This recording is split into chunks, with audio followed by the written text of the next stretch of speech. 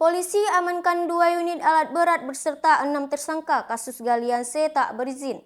Salah satunya masuk dalam DPO. Beberapa bulan hingga akhirnya tertangkap saat nongkrong di salah satu warung kopi.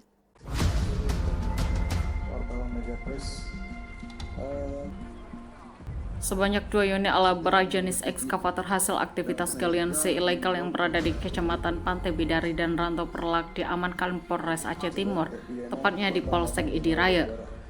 Tidak hanya alat berat, polisi juga meringkus 6 tersangka yang terlibat dalam aktivitas ilegal tersebut, baik cukong, sopir hingga penulis buku rekapan penjualan galian C tersebut.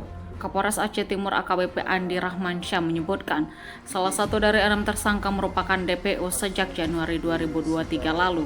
Andi menyebutkan tersangka sudah memiliki izin yang lengkap, akan tetapi si pelaku melakukan aktivitas galian C ke lokasi lain yang tidak terdaftar di dalam izin tersebut, sehingga hal tersebut merupakan bentuk ilegal juga.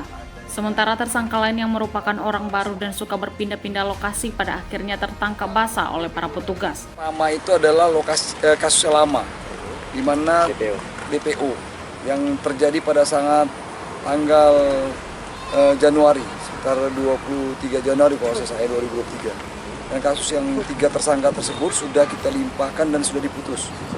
Yang satu orang lagi DPO sudah kita tangkap, ini baru kita ini kan. Ini sebenarnya sudah tahap 2 ya, sudah tahap 2.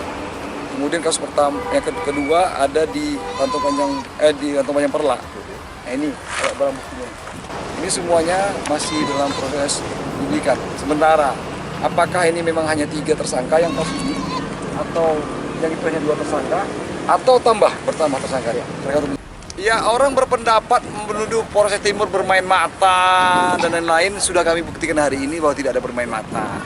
Intinya sudah kita melakukan penangkapan. Akibat perbuatannya mereka dipersangkakan Undang-Undang RI Nomor 30 atas perubahan Undang-Undang Nomor 4 Tahun 2009 tentang pertambangan mineral dan batu bara dengan pidana penjara paling lama 5 tahun dan denda paling banyak 100 miliar.